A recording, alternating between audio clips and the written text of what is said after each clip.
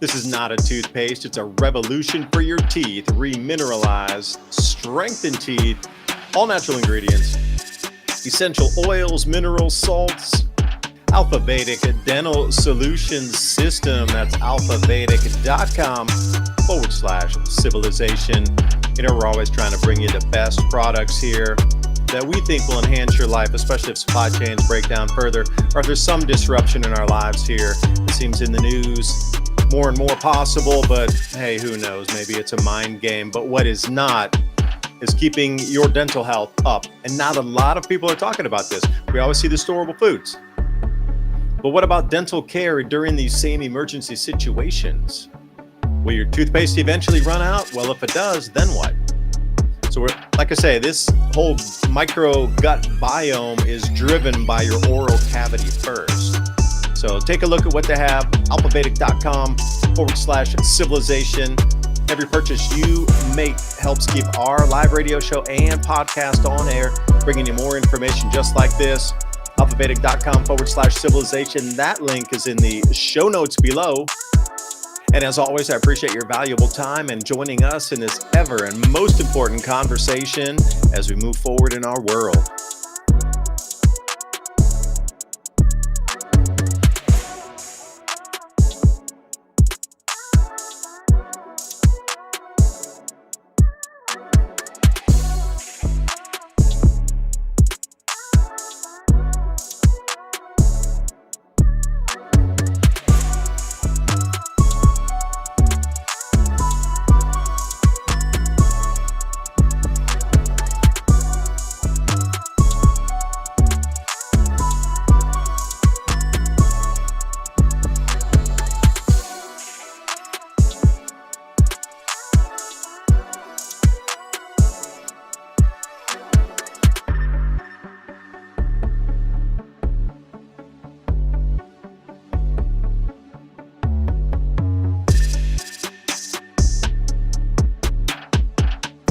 Hey everyone, are you ready to grow your own fresh, delicious vegetables, herbs, and flowers this season? If you're looking for the highest quality heirloom and organic seeds, I've got the perfect company for you, True Leaf Market. They've been a trusted seed company since 1974, offering 3,000 types of non-GMO varieties, everything from classic heirloom tomatoes and peppers to rare herbs, microgreens, sprouting seeds, and beautiful flowers. All those seeds are open pollinated, pure, and perfect for home gardeners or anyone wanting healthy, flavorful produce without chemicals. What I love the most is their huge selection, fast shipping guarantees, plus options for bulk if you're going big. If you're excited to start your garden this year with real, authentic heirloom and organic seeds, click the link in the description box below to check out TrueLeafMarket.com. You won't regret it. Happy planting, and thank you for supporting the channel and this broadcast.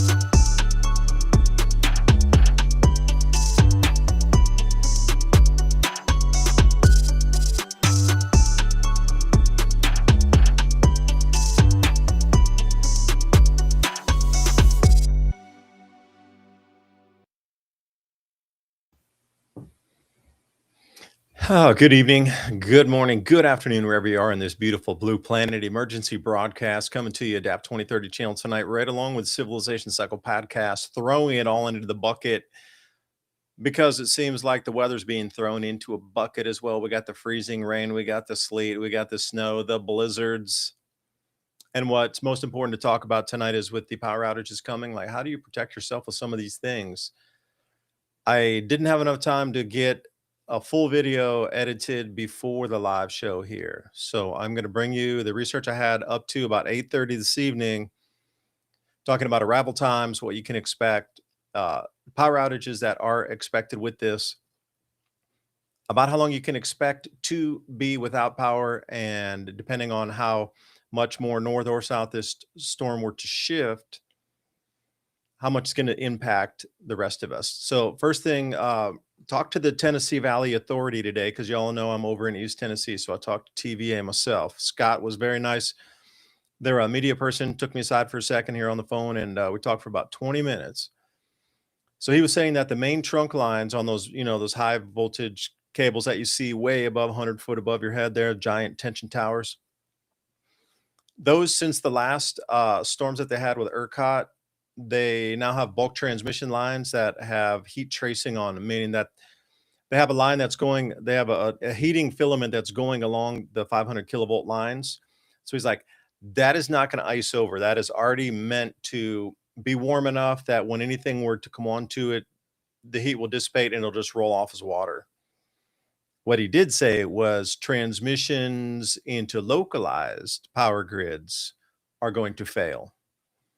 What he means by that is down here in Fort Loudon, where I'm at. So TVA is the large provider, like ERCOT is down in Texas, or PJM if you're looking at sort of Ohio over to New York, that sort of that generalized area. So you get these giant power providers that have those, like I say, the giant stanchion towers, bringing power to localized communities, and therefore those more localized power distributors then take it out into your community and up to your house. That's where the failures are going to occur. It's not going to be the actual large cables that you're seeing above your head. Yeah, exploding tree alert. That is, and thank you, Taco Banana, by the way, for the buy me a coffee. Thank you for supporting us every week with your kind buying us double espressos to keep going through the night. I got a nice coffee right here to go with you. Working late. I am trying to prepare for this storm as well. Being in East Tennessee, right down in the center of the center here, I'm trying to get prepared myself. So, word on the street here, at least for us, 7 days of power, no power, or 7 days without power. Now, the generally what's being given around in the news is 3 to 5 days with no power. I'm going to run through a bunch of slides with you tonight, give you an update and what you can expect with sleet or rain. Like, how do they define this? But Fort Loudon power is definitely not going to survive through this. If we get any types of, let's say, droplets, and I'm here with Ransom Godwin tonight as well. And let's start on, I got a little presentation for you here. I think we need to, again, this is a video I was working on. So what we can expect here. Forecasters are warning of potentially catastrophic storms from Texas to the Carolinas. Now, this is no joke. This is going to be the biggest storm, at least in 5 or 6 decades. It's not so much about the snow. It's about the ice, the power outages, and the subsequent freezing cold that's going to come after that. So anything that drops now will not melt off for at least 4 days. I'll put that in perspective. It's not the lines are going to come down. The lines are going to be themselves iced up with an extra 500 to 800 pounds of ice on it. Those usually 300 to 400 feet is the span.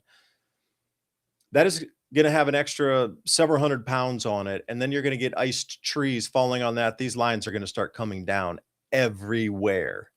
So the crews, as according to TVA, they're going to have extra transmission line crews out ready. But their bulk transmission cables is what they're going to be focusing on. Your local power provider needs to get on its own. And, we send an enormous amount of our replacement transmission electrical infrastructure to Ukraine. So transformers that we might need if something were to get blown, those are overseas. When this comes down, it's going to take a little while to repair. So the point of tonight's show is please get prepared. We're going to talk a little about emergency preparedness. Ransom's really on the money with that as well. So let me widen this out a bit here. It's kind of, why is it half screen like that? Yeah, there we go. I'll even turn myself off on that. Doesn't matter. Snow, sleet, and freezing rain. This is what people are, a little confused about. And this is what the news is confusing as well. Like they'll throw all these terms at you and be like, oh, there's going to be freezing rain. Oh, there's going to be sleet. But really, what does that mean? Like if you're in some of these areas with the forecast maps, this is what the precipitation coming down is. I wish they would define it more, especially they like throw all these terms out and you're supposed to expect to know it. Most people don't. Snow, obviously, snowball fights, fun, snowmen, roll downhill, sledding, yay. Sleet is this stuff, borderline gruel or grappool, or however you like to call it. It's a European term for it, where the snow turns into little icy balls, but it's not exactly sleet. So there could be another where I could split the hair there between snow, sleet, and grappool. But sleet it comes down. It's almost like hail, but not really, because not coming from a thunderstorm. It partially melts, refreezes into a hard pellet. But where we're sitting here is the freezing rain. This stuff is dropping from rain at a higher elevation, say 15,000 feet, and then it comes through a cold layer, let's say at 5,000 feet. And as it's coming down, it doesn't have enough time to freeze-ish, but it's almost at the point of being frozen by the time it exits that, 5,000-foot cold air column, and boosh, whatever it touches, it freezes instantly onto it. That's freezing rain. That's what's coming. So there's a huge difference in, what the type of precipitation that you're going to be looking at. This is what your cars are going to look like at the end of the event. If you don't cover them or you don't bring them under cover, and sometimes this is really difficult to get your cars open. So do yourself a favor, maybe cover your key locks or something so you're at least able to insert a key. Maybe cover a handle. I would suggest covering one door with a tarp or some sort of plastic so you have at least one entryway into your car. Like you can turn it on and leave the heater on for a long time and it'll eventually defrost your windshield. Going to take a minute depending on the thickness of the ice that falls down, this freezing rain. Most people say, well, what's freezing rain? Well, this is what it looks like at the end of it. These kind of catastrophic events, this is what I'm talking about. The power poles are going to get pulled down everywhere. This is the end of a freezing rainstorm. So as we come through, what would your neighborhood be like? It's not so much the power poles being down, but all this is in your way. Like how many of you had chainsaws ready to go? This is what we need as a community to come together. Like I'm going to help my neighbor. I know the woman who's 87 years old next door. She's not prepared, but we're going to get her in a house if we have to. We're going to make sure she's warm. She's got food. She doesn't have any family over there, but take care of your community during this time. I'm going to be out with neighbors cutting this off of our roads. And if we need to go down a half mile and help other people cut it off, get extra fuel. Make sure you got, your oil so you can mix your 40 or 50 to 1, depending on what kind of saw you're running. But it's going to be a community effort to get through this and be able to come together. And this is what it's all about, having community anyway, because communities are going to clean up way faster than government because they're slow feet draggers. And if y'all are going to be traveling, this is the expected cancellations of flights already. Like these are the planned cancellation of flights based on preliminary weather balloon data that's coming out and flights that they're taking. They're doing overflights of these of where the storm's moving. That's 5,000 flights on the 23rd, 24th, and 25th. 5,000 flights in America are going to be totally canceled. You're not even going to be able to get to the airport. So this is already what they're planning to cancel in advance of it even being too treacherous to get there. If you get stuck on the road somewhere, you're going to need extra supplies in your car. Please, if you're in the icy areas, do not travel if at all possible. And this comes back to like pioneering homestead and medicine. If you get hurt, cut yourself, what kind of medical supplies do you have? Because you're not getting to the hospital on icy roads with like a half an inch of ice or an inch of ice, frozen rain on that road. You're not going anywhere. It's going to come back to a pioneering lifestyle. How prepared are you for taking care of whatever kind of emergency? Because wherever you see on this map, we are pretty much back to the 1860s. You and your neighbors take care of your health, your injuries, water, you're going to need to think about these things. Luckily, we have a pond like just a few hundred feet from here. If I need to flush the toilets and everything fails, we just go down and get buckets of water out of the pond. And remember, you can gravity flush a toilet. If you can get a water source somewhere, it doesn't have to be the cleanest water. You don't have to boil it, purify it. Bring a 5-gallon bucket in and just pour it right into your toilet bowl, and that will flush for you. Or if you want to, you can add it in the top if you want to save it for later and go get another 5-gallon bucket. Just store it somewhere, store it in the toilet.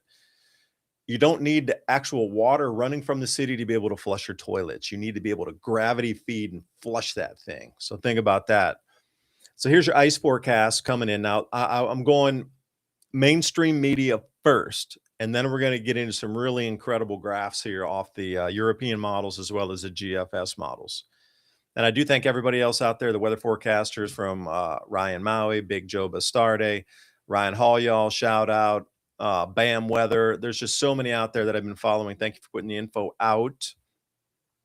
Ice forecast, anywhere you see these colors, people just aren't going to be able to travel for a minute. It's going to, and then after the ice falls, it's going to be 4 days of below freezing. This is not going to melt off. Now, half an inch is catastrophic. You have major, massive, widespread power failures at a half inch of ice on things. You're going to have so many trees down and power lines literally ripped off the poles.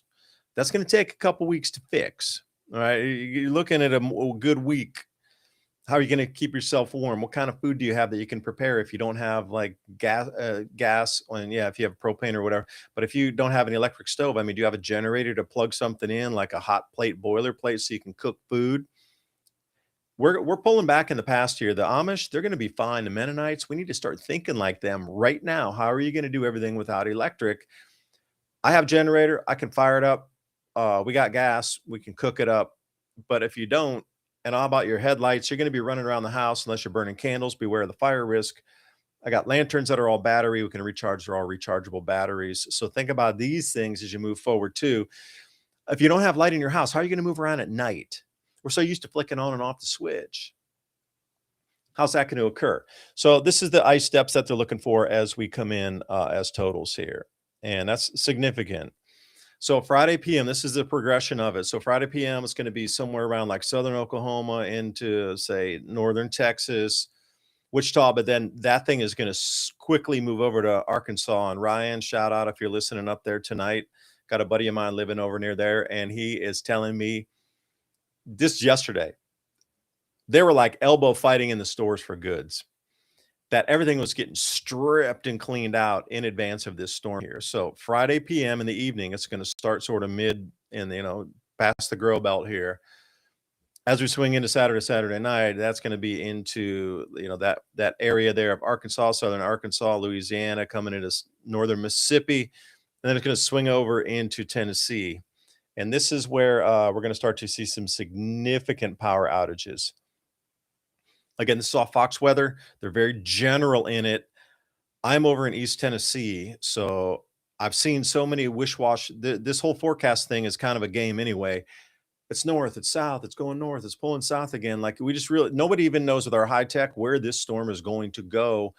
Like they're expecting, see that down in Atlanta, Georgia, one of the busiest, if not the busiest airport in America, total shutdown for days. They can't even de-ice the runways. It's going to be so incredible. So, we're looking at some very significant travel delays.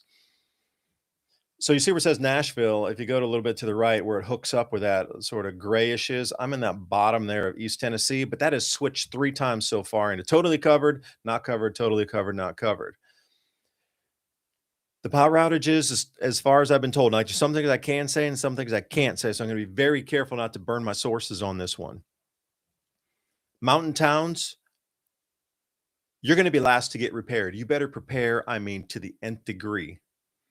You are going to be served last. They are going for hospitals, fire stations, military bases, and all these infrastructures first. Secondly, anybody who's on like a medical list is going to get their line served second. Those in the mountains, I'm sorry to say, you're going to be cut off for some time. Cities, you're going to have to be very vigilant of your security. There's going to be a huge amount of power outages through the bigger cities and smaller towns and suburbs and things. People like to take advantage. And I remember Ransom telling me a story here, which we'll go through. Significant rain is going to now, once at the bottom there where it's pushing up through Atlanta.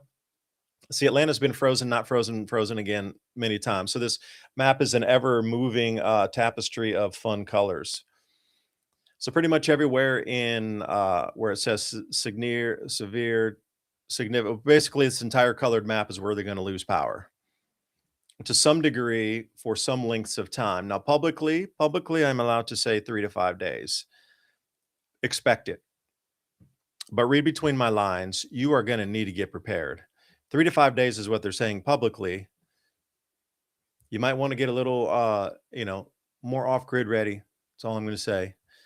Then what's being forecast? It's going to overwhelm the system. I mean, there's only so many teams. There's only so many repair parts. Everybody's going to be pulling at the same time. This thing's nearly 2,000 miles wide. You're going to have, 15 states vying for people who know how to do electrical infrastructure, put it back together, the trades, all the transmission line crews.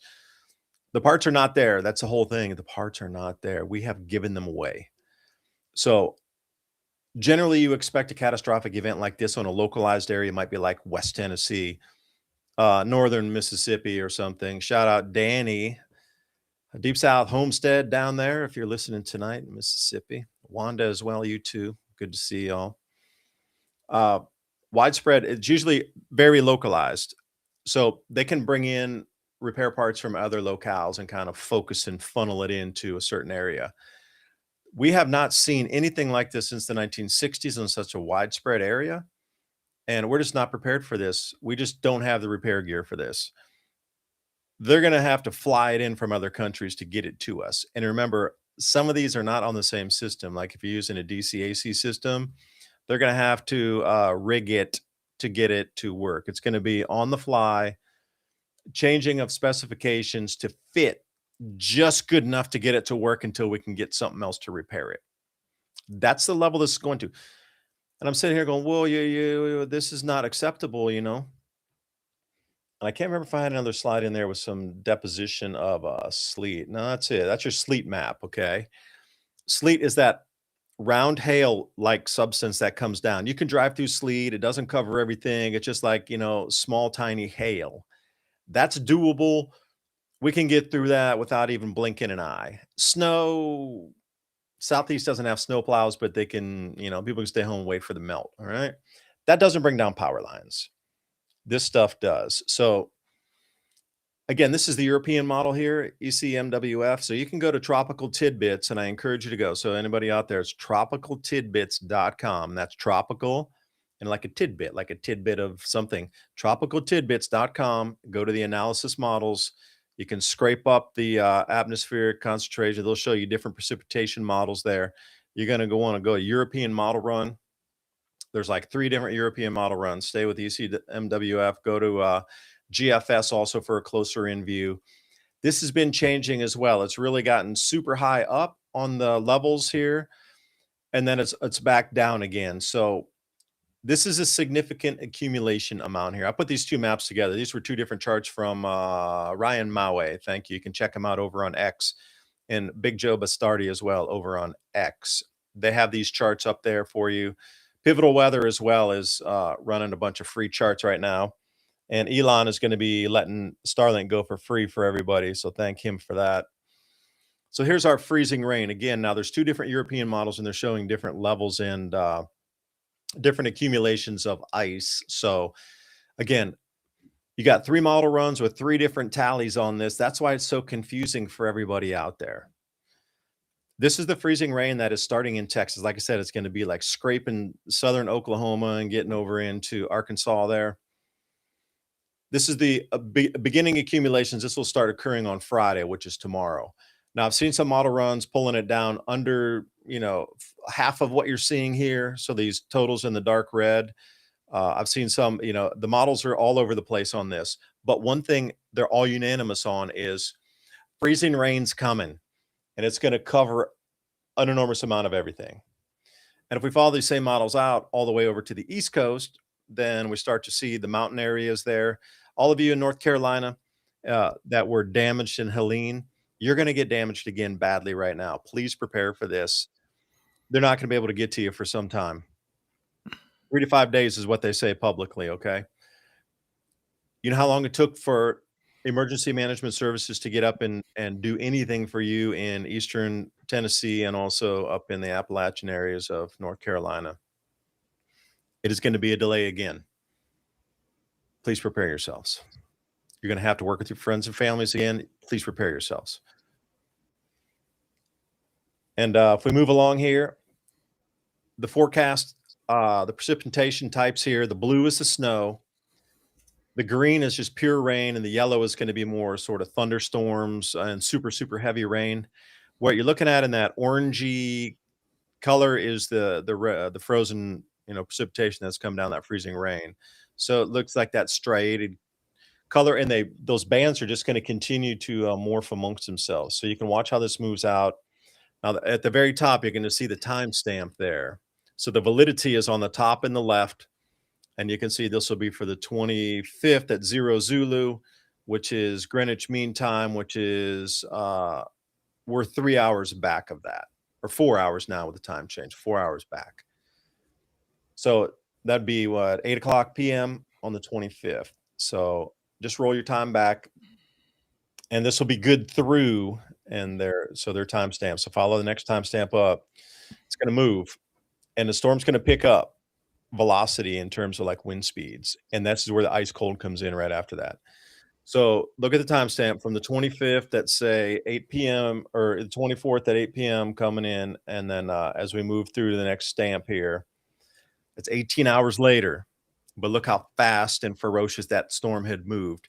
The wind is going to get atrociously quick and fast, but the wind chills with this too, and you're going to have sideways blowing freezing rain.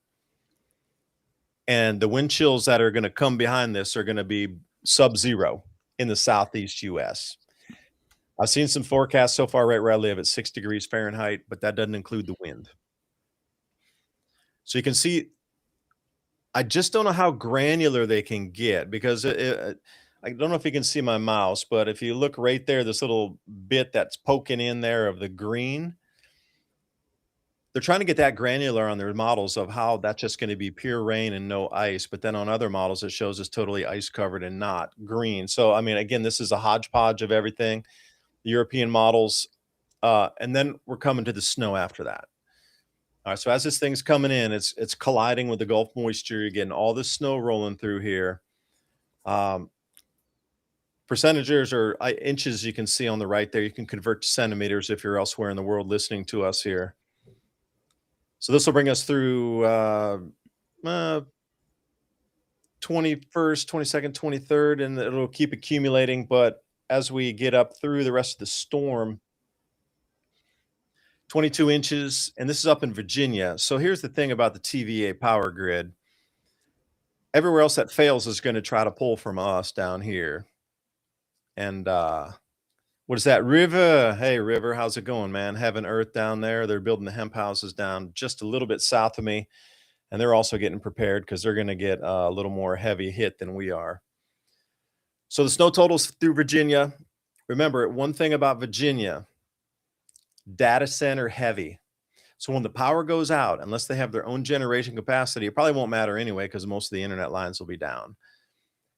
These data centers are going to struggle. So they're already predicting some, let's say, interruptions in services like Amazon Web Service, any of this stuff. It's all going to get disrupted. Data centers are going to be on their own little islands of being able to crank their own power, but they won't be able to send message anywhere because the lines that actually carry that transmission, whether it be whatever signal it is going out, it's not going to be able to transmit. So we have relied and spent too much reliance on these data centers, and we're going to watch them go down one after one, and they're going to become their own information islands for about a week. So if you're looking at there's a huge online banking. If you're going to go get money, go get it now. ATMs don't run. You're probably not going to be able to get out there on the freezing rain if you're in these areas. There's just so many things that are just knock-on effects that would spin your mind. Now, the temperatures here, It's what's going to follow this. So the storm's coming in first. We got the freezing rain, got the snow and everything, but then we get these sub-zero temperatures coming in.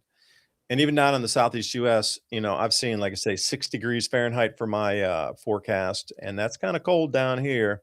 But this will absolutely smash your mind open. Look how cold it is going to get with the apparent temperatures.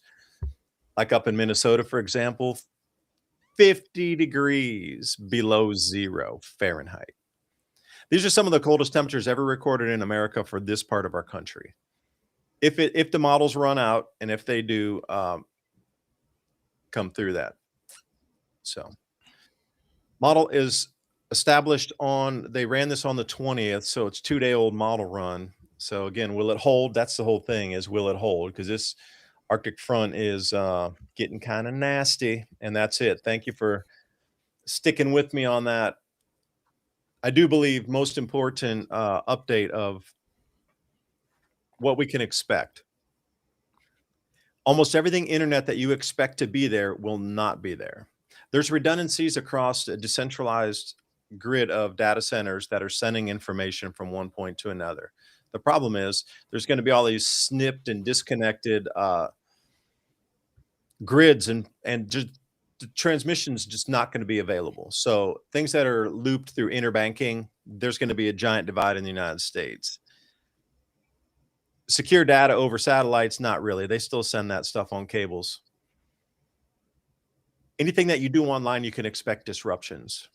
Banking would be one. The ATMs is going to be another thing. So just a distant early warning, your ATMs aren't going to work for 7 days or so. People are going to need money to try to facilitate commerce during this time. And if you don't have any extra spare money around, you just aren't going to have access to it. Which comes on to the security aspect again, which I was told you need to bump up security, bro. A lot of things, a lot of moving parts here. So where does it take us? And the other thing I'm really just dissatisfied with is even our local news is still calling it just a wintry mix. 2 days out before a national emergency, and they're just calling it a wintry mix. Like, that's a very large disservice for everybody out here that should be getting prepared. I was talking about this 2.5 days ago.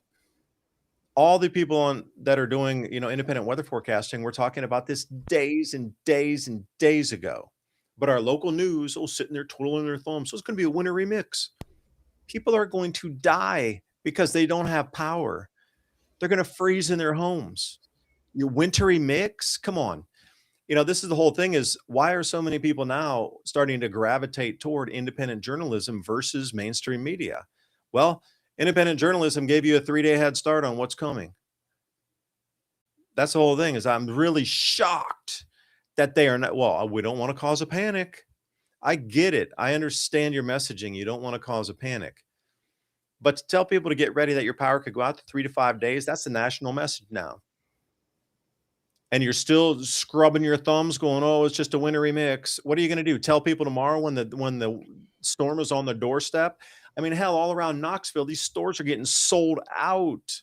And, all the way over, my friend over in Arkansas was saying, dude, they were actually like elbow fighting to try to get in to get the goods, get the last of the water, get all these things. So where does that leave our nation? What kind of messaging should there be during this time? You can't let these people sit until the last 24 hours and tell them to finally get ready. That something is very broken if they're that worried about social panic that they're willing to let people go to the last minute before they tell them there's an event. I think something is very broken in our emergency messaging here. And that's another thing to talk about tonight. So Ransom, thanks for joining. I know I hogged up that first 30 minutes, but that was the video I was trying to get done before we got on show here tonight. But it just ran out of time because, the information is just flying. It's all brand new. It's coming in by every 3 hours. The models are changing. Right. Well, actually, we were talking about this last week. I showed that GIF of these polar reaches down into the States. So we kind of did even talk about it a week ago. And here it is. It's the last minute. And now the headlines are coming out to try to make people take it seriously too late, like they should have been doing things the last couple days already. But anyway, check this out. Remember all the Kroger stores. Yeah, no, my parents went into Kroger and said it was just insane also. Insane. Right. All right, Venture Sky, good one. Pull it up. I'll pull up some, NOAA and that sort of gov models here in a second, but what do we got? Well, this is ironic because, I was seeing that a lot with the slides you had too. This is just like a typical summer deadly storm. Exactly the way it's rolling across. It starts out in New Mexico. You remember I mentioned that Yeah, you were talking before. about the track of it last time. Yeah, so this is on that same track. So all the places that would normally get hit by tornadoes or things like that are all going to be frozen. Um, just watch this. This is starting on Friday here, and when this rolls through here, you can see it just reach down. But when I switch to the precipitation, this is me over here in this empty spot out in New Mexico, and the mountains right to the east of us is where a bunch of this moisture is just popping up on the map. And into Saturday, that stuff rolls over here and gets up into Kansas and Missouri, Arkansas, and all that stuff. All the same places that would normally get hit by tornadoes are now going to be hit by extreme cold because this is right where the moisture is going to meet. And it's going to track all the way across the U.S. just like that. Here's some from that same Yeah, website you you got were the having. GFS model up there, not the European. Yeah, you're over in Oh, look Tropical at that. Tidbits. Yeah, if everybody please go there, you can get up to the minute data. Yeah, Yeah, so if I start that back over, you see it just kind of pops up in New Mexico. yeah. Boom, And there and it then it goes, right it is. That's like the North explodes. American monsoon coming from, the Baja area too, that switch in Right. atmospheric delivery. And at least this time, at least on the national media within the last day, they're actually, saying stuff. Meteorologists warn Americans may need help to survive. Historic weekend snowstorm. New York City's now faces forecast to get up to 16 inches of snow. Here's another Now wait, one. Ransom, stop for just a second, please. That is a UK publication. Now, I don't know how many Americans are surfing UK news to try to get American, warnings here. So that's what I'm saying, this is a complete disconnect of our emergency services and what's really happening out here and how just memorable this event will be. Just Right. saying it. And then here's another one. I like the terms they use too, because this is the stuff I watch for in pattern recognition all the time. New York could see its biggest snowfall in years, so I've already heard that a couple times. But here you go: considerable disruption to transportation and daily life from Sunday into Monday, and then it gets over here where it really starts telling you what's going on. 230 million people. So think about the entire population of the United States versus how many people are probably going to be affected either with heavy storm, ice, power outages, etc. This is reminiscent a lot of Helene as far as they waited till the last minute to actually say something to people. And then also the areas that are going to be hit. Um, I think you even touched on that, like mountainous areas, rural areas. When the power goes out there, they're going to be the last people to get fixed, to get turned back on. And this Well, really wait, just, reminds me, Ransom, if I could interject, wasn't that the whole plan to try to get people out of the countryside back into the cities? yeah, that's Agenda 2030 stuff there, right? Well, I read off the World Economic Forum news of this week, isn't it? But think We about will that, tread lightly there. right? Texas to the northeast, 230 million. And then here we get into some better catastrophic winter storm set to hit Catastrophic. 200 million people. So, and again, this is, stuff that I didn't see this on any of the main. This is kind of like the tabloid type newses And the that are actually Sun, well, although it's a US Sun, the Sun is a UK publication as well. right. So again, why is it our foreign media is telling us Americans about our thing that we're not even hearing about in our own country? This is They're just probably bizarre in itself. they're gonna wait till tonight and tomorrow to start, saying it like on the Weather Channel big time. Oh, now you need to pay attention. Extreme winter storm threat sparks historic natural gas spike. In other words, it ain't just electricity and other they're planning on outages of several different kinds. And when I Hey, was wait, could you scroll down on that article? Do they show you the gas rise? It went from it's the highest, fastest rise in natural gas prices ever recorded in a single session.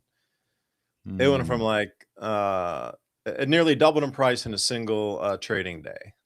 Well, it's down too It here. is now, but during a couple that 2 days ago it was R not. That was right.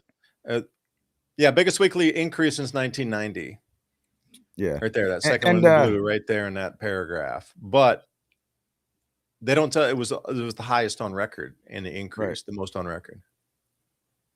Only seen a couple of moves like this in the last 30 years, right? Yeah. And, 40% of America is hooked up to natural gas to warm them, to run their, dryers and their stove and sometimes even refrigerators. But yeah, Oh, wait, what comes with that? No. And another thing, everybody, please understand, the colder the temperatures get, the less pressurization there is in the lines. And this has happened many a time before. When they get into single digit temperatures, they start losing compression on those lines, and then there's natural gas outages as well down because they don't have the pressure to keep pushing. There's a reduction in pressure, let's say. So colder it gets, the less pressure. You're going to start to see variances in your gas pressures. So right. They're saying 7 states. I saw crippling ice storm. That's a different lexicon there, isn't it? right, and I've seen, reports up to 8 states deploying the National Guard. Here's the crippling see, there's that same term on a different site. Crippling winter storms coming. Yeah. Utilities are at risk.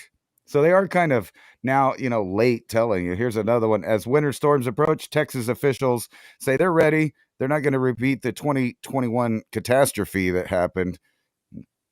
But then again, I forgot where it was out here. I had another one that was showing that maybe it will be. Maybe they're already planning on that. Wait, what's Uh, the headline there on that one? Can you bring this it is back an down? old article that I found from July 10th of 2025. It's talking about like a month-long blackout, and the reason that they're giving is not necessarily weather, but when the weather comes, who gets the electricity? Which in this article talks about the increasing number of data centers and AI needing that energy. So you can, guess if we had some kind of real, you know, catastrophe, maybe a couple of catastrophes at the same time, um, that it wouldn't be just 1 or 2 days that you'd be worried about. You might be out of touch for weeks, who knows? And we talked about this with the hurricanes before, and when we talked about it, sure enough, and that Helene, there was cleanup happening for months and months afterwards. I'm sure they're still cleaning up the mess from that now, and look how long they were not only out of touch of communication, but no power, no water, no gas, no food, no nothing, and the federal government didn't really help at that time. Maybe they might in the future, maybe they will, maybe they won't, but it's best not to depend on them, especially when, earth-based storms aren't the only threat, right? We're having an increasing amount of solar storms right here. What to know about the biggest solar storm to blast the earth in over 20 years? Well, it wasn't actually that big. It was only like It a was fast though. It was fast. It was up around 12 to 1500 kilometers per second, and it came right. screaming off there. So yeah, and it was one of the highest solar winds that we'd seen in terms of speed, like velocity, how fast it's moving. But Right. another And thing, is could this be used as a psychological experiment to see how people would react on a 3-day power outage, a 7-day power outage? Like after our live shows, we try to keep some metrics. Okay, how many people viewed during the live show? How many people viewed 3 days past a live show after it's been loaded up into Rumble or YouTube or somewhere? And then what's the 7-day totals? What's the 14-day total? What's the 30-day total? So we try to keep this sheet after our shows. Just all right, what are our metrics? Like, is it increasing after a certain amount of time of people watching, listening? Would you not do the same thing? Like, how do people behave after a 3-day power outage? Okay, what about 7 days? I mean, what could they glean from this as they leave places purposely off for a little bit longer just because they can run the experiment a little longer? I mean, I'm not even kidding when I say this. You, as a government, would you not want to know how people react 30 days out with no power? If you had the chance to get that data, would you just blame it on a natural event and just scrape that data? Is that is that too far fetched, or am I out in no. my own little like dark world over here, up on some sort of cosmic work cloud or something. No, I think that a lot of us in the circle of these topics know that they have not updated or fixed our grid in the proper way that they should. Not only from the sun, but from winter storms, from excessive extreme heat, any of that stuff. And Yeah, well, the that's infrastructure they're building doesn't seem to be for humans. no, it doesn't. And I'm really surprised that this graphic that I looked at earlier was a 24-hour show. It was just showing you the risk impacts of there it goes again. I'm going to say one thing about our webs as well. A lot of our data is hosted on some of these data centers here from the government, but so many people are pulling on these sites at the same time right now. They're actually being overwhelmed with traffic. It's not a DDoS attack. It's actually hundreds of millions of people going to the NOAA website going, yo, where is this danger going to be? And as you take the slider bar forward, which is slower than normal, you can see the different impacts. Okay. This one's available for you. I hope you can see the web address up there. It's wpc.ncep.noaa.gov. Or you could just put in weather impacts, storm impacts, NOAA, NOAA. The amount of disruption that you're looking at here is it just hasn't been seen before in our country. I mean, the amount of disruption all at one time occurring, like I say, usually it's regional where a little sliver of somewhere will get hit. This is everywhere all at the same time. I just don't know if you've ever had like a protocol to be able to dive into something this is not even the deep end. This is off like a high dive in Acapulco into the deep end. Major impacts are coming in.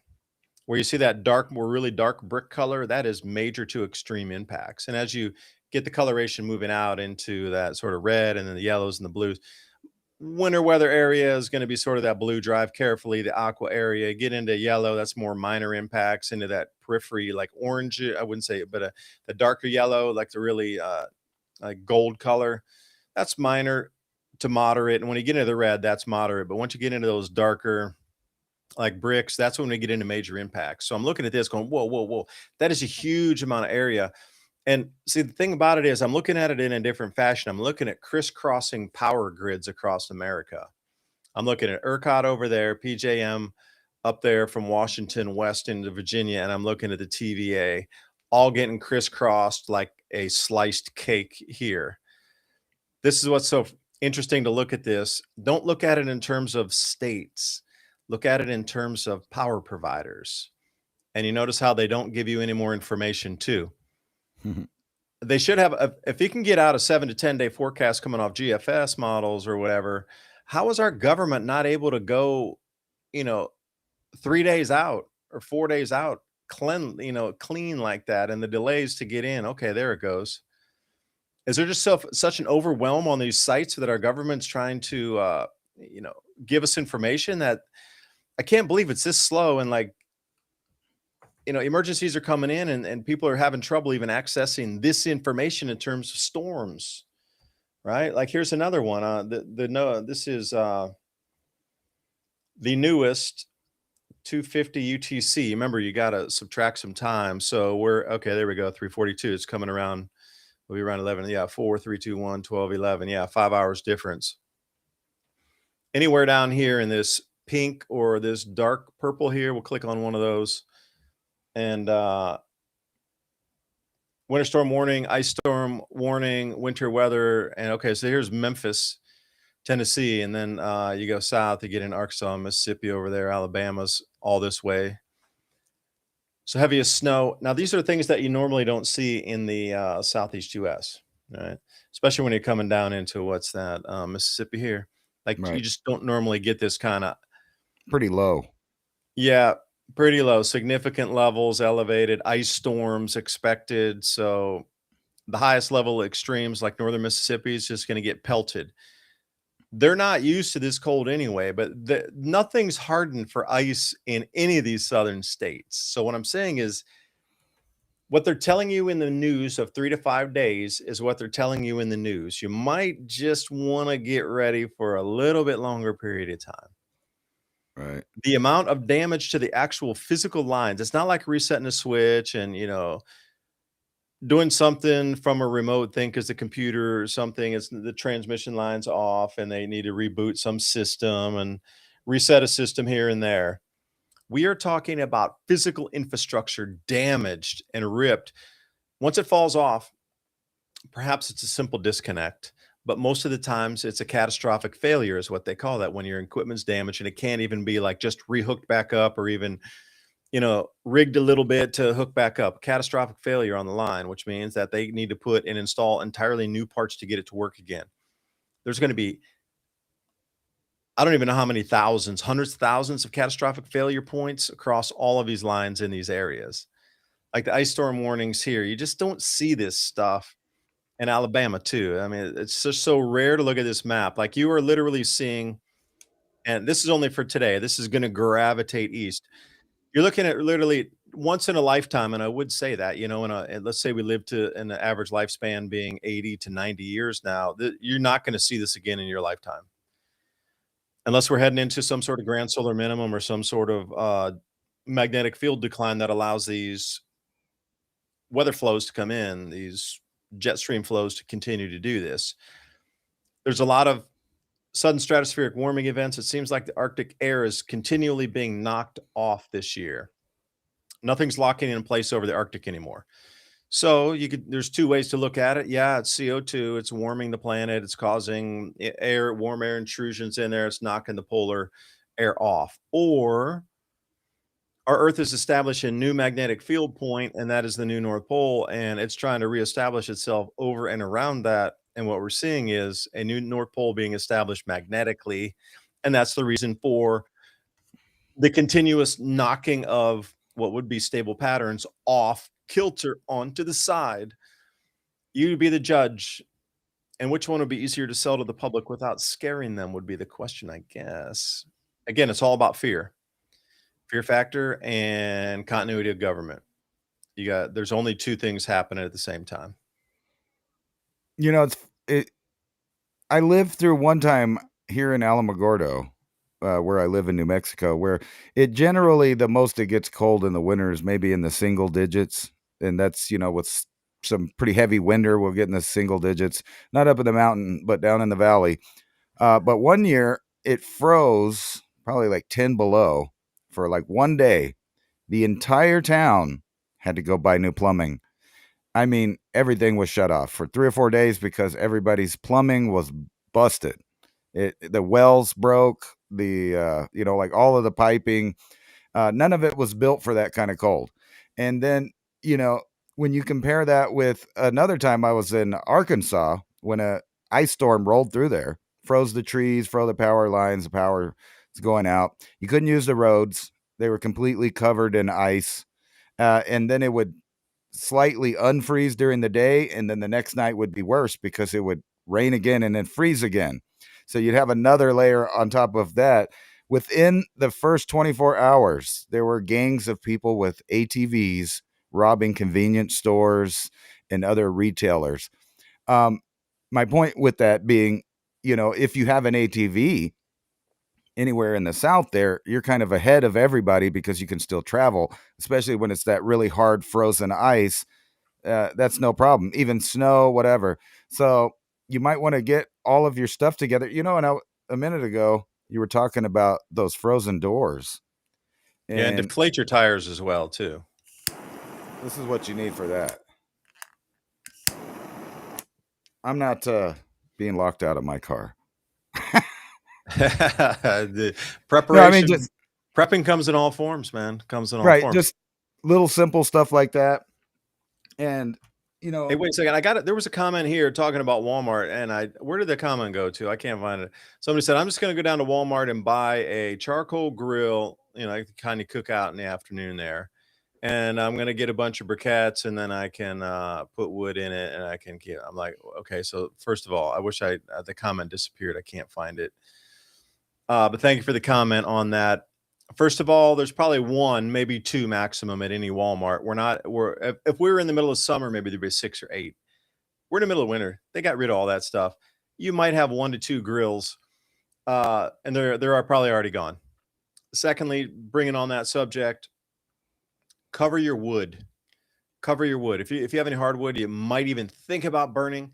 You're going to need to cover it because wet wood doesn't burn as hot. It takes a lot of energy to get to evaporate that water. It's going to smoke a ton. You don't want that around in your house or anywhere. You're just going to be breathing smoke the whole time. I've seen an enormous amount of like comparisons and videos of people talking about early homesteaders all the way until modern, camp stove burners. People like winter well stoves, a good one, having a yurt or whatnot, and the comparisons of even slightly wet snow on logs compared to dry wood that's not, cover it with a tarp before the storm gets in. You'd be surprised the diminishment of smoke, tremendous reduction in smoke if you have dry wood. And also the heat, the BTUs coming off that, uh, it's just tremendously different. It's like 25% less, even if you have a very small amount of moisture on it. Another thing, maybe you're gonna, if you need a machete or something, or to be able to get the bark off your wood if it's not split already. And for me, I'm not one to go out in like freezing cold temperatures and go split wood. Like you already got to have that stuff ready. Split wood, dry, close to your home, ready to get at. So you're talking about preps. You still got about maybe 24 hours or something. You got to have dry wood. People go, I'll just go burn stuff. Yeah. Well, if it's covered in snow and it's wet and you got a bunch of like soggy branches and things, like, no, that's not good. You're just going to have more trouble and it's going to, like, we got roaring bonfires. Okay. So when we clean out at the farm here, we'll get like, 4 or 5 pickup trucks full of just like branch debris and stuff when we do a full cleaning day. I'll hire somebody and a friend or two will stop over and we'll do like we got a chainsaw and we'll just like load the truck, but we'll go out in the front and we'll burn in the front field here. We got a big old, bonfire pit out there. But it gets so incredibly hot, you can throw anything on it, it'll burn, right? Because it's a massive fire that we get going to burn all the debris. It's all wood. We don't burn any plastic or anything. But when you're in a little confined space like a cook stove or something like that, and you put a wet log in there, oh my gosh, don't do that, please. Twigs and branches hitting on the roof. Well, hopefully, see, thank you, Sassafras, for putting that out there. Let me bring up this comment right here too as a safety issue. Even twigs and branches hitting the roof in an ice storm sound like the world's falling. You shouldn't have twigs and branches anywhere near your house that could fall onto your roof anyway. That you need to do better tree management. I'm sorry. You shouldn't have stuff that's falling off onto your roof anyway. That means the trees are way, way, way too close to your house. Like we cleaned all around here out of fire risk anyway. Right. Because That's we're what I at was the edge about of to say. forest up here. Fire break, 100 feet or more of fire break from my house up to our gravel road that goes to the back field there. I don't want any trees around this place. I don't want them falling. I don't want them catching on fire. I don't want them twigging onto me. The only thing I get twigs on my roof is if Sasquatch throws some twigs out from the forest and it hits the roof at sunset. That's as many twigs as all I want on my roof, man. Right. Thanks, And Sassafras. Hey, Sassafras, thank you also for buying us some double espressos over there at buymeacoffee.com/civilization. If you like this, or civilization cycle, excuse me, if you like this type of content, buymeacoffee.com/civilization cycle. And anytime I see these comments come up, I'm just like, oh, if your trees are that close, that's just right, dangerous anyway. Yeah, because a windstorm could knock, some big branches off and damage some things too. You definitely dab torch. you know, I was gonna No, say that too. If you got junk falling on your house, then you have a fire risk as well. That's exactly what I was gonna say. Nothing should be falling on your house. Besides that, if it is falling on your house, it starts building up, and that's what causes leaks in your house. yeah. Uh, because it starts rotting and it starts rusting, or what, depending on if you have metal or uh, tiles up there or shingle, it's gonna mess all of that up. And it'll clog your gutters up too, and that's something you don't want either. Right. Water dripping over, and when the gutters start to get heavy, that's when you get those things leaning down. So obviously, if you see any of your gutters aren't really holding up and they're kind of tweaked off the house a little bit, you might have a blockage up there. But again, that would be related directly to all the debris falling off. Like you go up every year. I mean, get the leaves out of it too. We bought those things you put over so the leaves don't go in there, but still, Right. every, having things up and above your house, falling on your house is not such a good idea, at least in my opinion. Now, maybe some people want the tree cover for shade. Maybe if you live somewhere and it's really, really hot, and maybe you want big trees around your place to like cover and shade your home. Otherwise, I personally, it's fire risk for me. Fire risk. Right. I'm not worried about ice. Fire risk. You get howling winds coming through the valleys here in the Appalachia, and then we get forest fires here. The fire departments here are very vigilant about putting it out because every time they lose a house to a fire, it's ooh, they just lost their reputation. Like, how'd you let a house burn, man? So they're very their Right. reputations are on the line if they lose any structures around the forest fires, otherwise. But if it's blowing 60 miles an hour and you can't put it out. My trees are bearing out very few leaves, understood. But if there's any fragile branches, you're actually looking at all the smaller edges of that just come ripping down. I had a picture there in the video at the very beginning of ice covered, very little tendrils coming off of the branches. It doesn't matter; it all covers, and it gets all so much extra weight that it just and it'll snap off. Yeah. I got some amazing pictures in Maryland too after snow, what they were calling Snowmageddon there. I think it was about 2016, of just everything covered in about a half inch or more of ice. Like every limb, even the little ones had little ice. So it is pretty dangerous. And besides that, um, I don't want to say I told you so, or we did mention it, but like last time with the hurricane, we kind of insinuated it might be a big deal. It turned out to be a big deal. Hopefully, somebody out there was watching and prepared for themselves. This is the same kind of event. It may turn into a nothing burger, but then again, it could be devastation. Two things. Insurance is a scam. I had a damage claim and they made my insurance go up. Okay, that's great right here to see that. Oh, sassafras, that's your comment again. I was just reading the words. I didn't look at the commenter. So take the clue here. If there's minor damage, please do some of your own repair. Don't claim on your insurance because once you do it twice, they drop you. And if your home is still under mortgage, you could lose your house. This is a very common thing now. Another way that homes are being confiscated is just dropping of insurance. And unless you're able to get another insurance provider to cover you, they will absolutely take your home. And let me throw this one, Snowmageddon. Uh, Wait a second, where'd that go? Yeah, what's with the title draw here? What's with the title? Draw attention? No, this is the biggest ice storm in probably 60 or 70 years. You're gonna be without power for probably, 3 to 7 days. Just trying to give you the warning, and I had the earlier models up showing you the timing of the progression of the storm from now through, Monday so you could get prepared. You're gonna need to work with your neighbors, that's all I'm gonna say. No, it's not about trying to draw headlines, it's about the event's ongoing. It started right now. So, I mean, it is what it is. We're going to take a short break here. Everybody can use the facilities for the next hour. Please sign up for our newsletter. I didn't have a chance to get it out today. Again, I've just been busy trying to prep for the storm and try to get ready for the show to bring you these updated slides. Civilizationcycle.com, right at the top. Put your email in there. We'll get you 10 bullet points of what we talked about. That way you can keep the conversation going with others. I know this event will be over by the next time I release these show notes out here, but different ideas of what's important that's not in your face in the news. Like the news is coming at you in many different directions. Okay, but there's some certain things that are being forced down your throat that you can see it. Like Ransom was very diligent at looking for certain words that are verbiage that's in the headlines, right?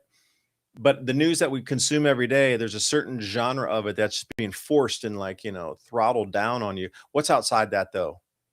That's making that in turn churn. That's what we try to focus on and what's outside that and how do we all work together here with solutions to get through these different changes. So QR code right there, you can scan that or civilizationcycle.com. We'll be right back in 2 minutes to continue the conversation. We'll see you after the break.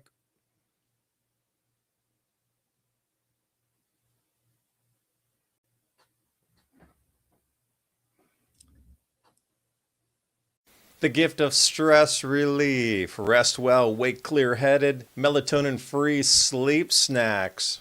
Master herbalist building and combining CBD, CBDN, functional mushrooms, other sleep-enhancing botanicals with an impeccable balance. One of the greatest natural sleep aids currently available. How about CBD topicals? Full spectrum has benefits for inflammation and soreness on your skin. Body balms and body creams, what better gift to give relief? Please support Hemp Lucid, because by supporting Hemp Lucid, you are supporting us at the Civilization Cycle podcast, and you're actually supporting your health and yourself.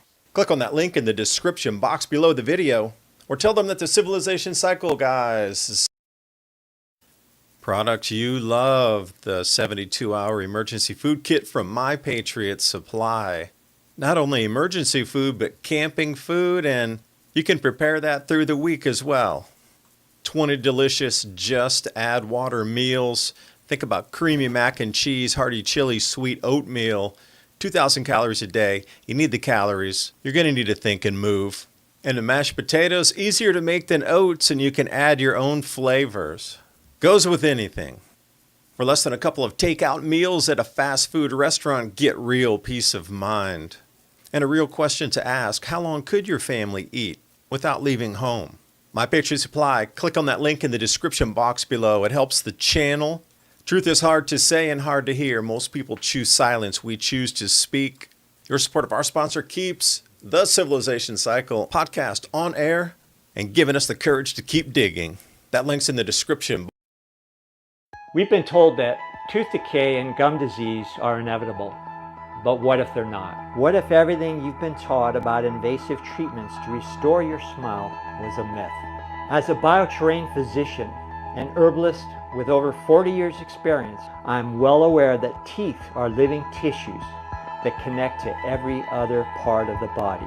Your overall health starts in your mouth. This is why I've created nature's perfect formula to remineralize the teeth and heal the gums. Using a blend of powerful ancient oils and minerals, along with the latest and cutting-edge herbal technologies, I formulated the ultimate natural tooth serum to ensure a bright smile and healthy gums. This is not a toothpaste. It's a revolution for your teeth. Remineralize, strengthen teeth, all natural ingredients, essential oils, minerals, salts, Alpha Vedic Dental Solutions System. That's alphavedic.com/civilization. You know, we're always trying to bring you the best products here that we think will enhance your life, especially if supply chains break down further, or if there's some disruption in our lives here. It seems in the news more and more possible, but hey, who knows? Maybe it's a mind game. But what is not is keeping your dental health up. And not a lot of people are talking about this. We always see the storable foods. But what about dental care during these same emergency situations? Will your toothpaste eventually run out? Well, if it does, then what? So like I say, this whole micro gut biome is driven by your oral cavity first. So take a look at what they have, alphavedic.com/civilization. Every purchase you make helps keep our live radio show and podcast on air, bringing you more information just like this. alphavedic.com/civilization. That link is in the show notes below. And as always, I appreciate your valuable time and joining us in this ever and most important conversation as we move forward in our work. Please remember to sign up for our show notes. With Civilization Cycle podcast, you can learn what to expect as society resets. Agriculture, economy, tech, and history all have mappable cycles, and these cycles affect every aspect of our lives. We can navigate the chaos and thrive together with up-to-date news and information. Also, if you like the content we have here on Civilization Cycle, think about fueling the discussions and the show by buying us a coffee at buymeacoffee.com/civilization cycle. And thank you for all the support.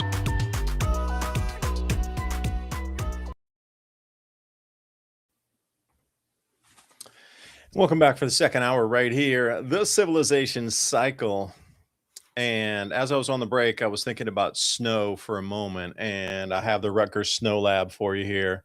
I was talking about this a little bit earlier in a previous video, and people were asking, okay, what about Snow Lab? I mean, what is it here?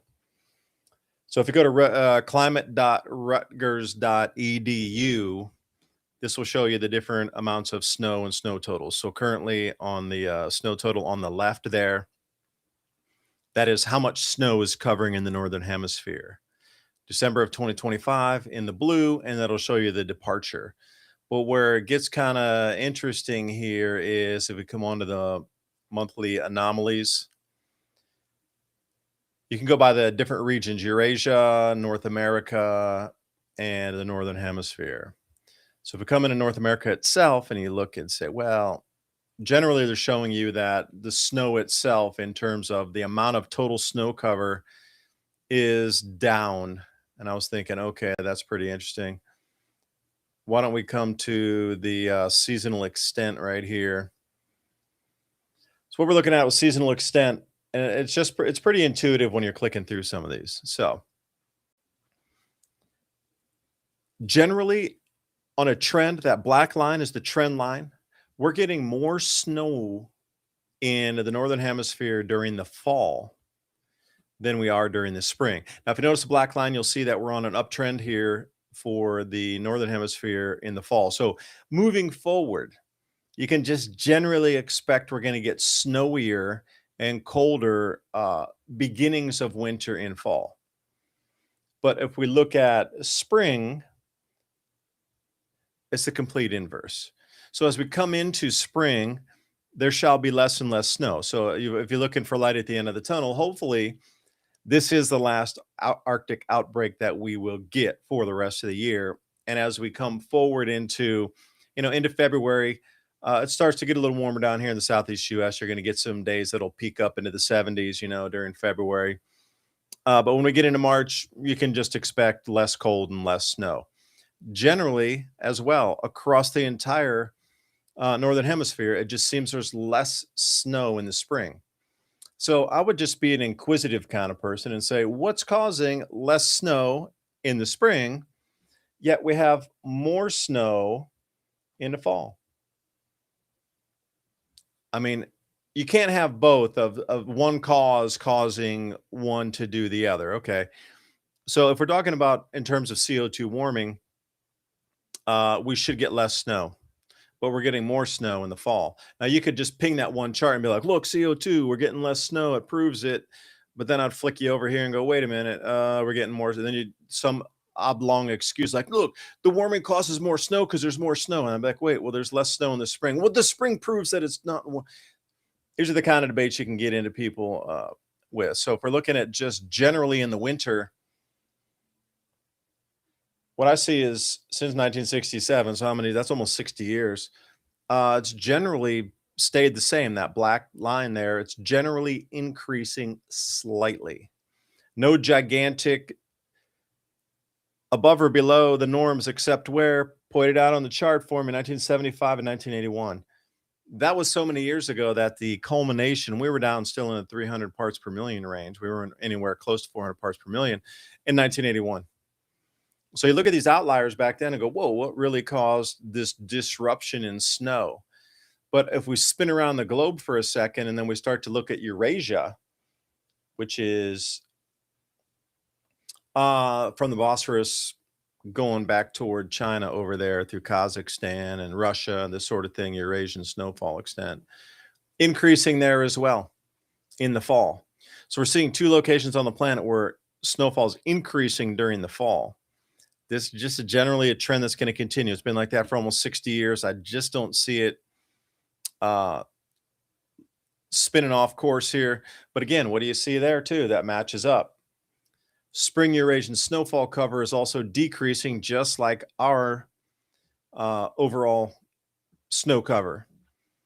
So Northern Hemisphere, North America, Eurasia, they're all going down in the spring in terms of snowfall. But they're all increasing in terms of snowfall cover during the fall, the autumn.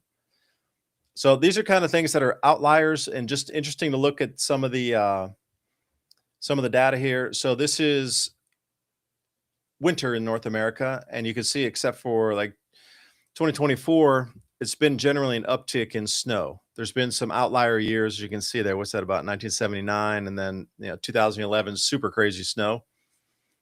All verified data, but if we look at North American spring, again, down.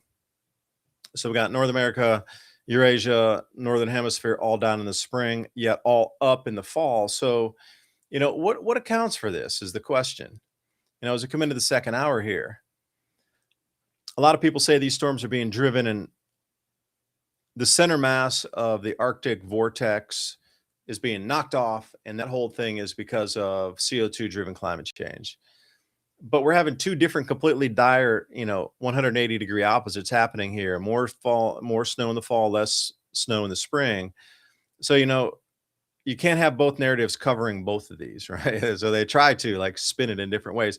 So I'd like to start that off here, Ransom. What do you think is the cause of such things? Do you think?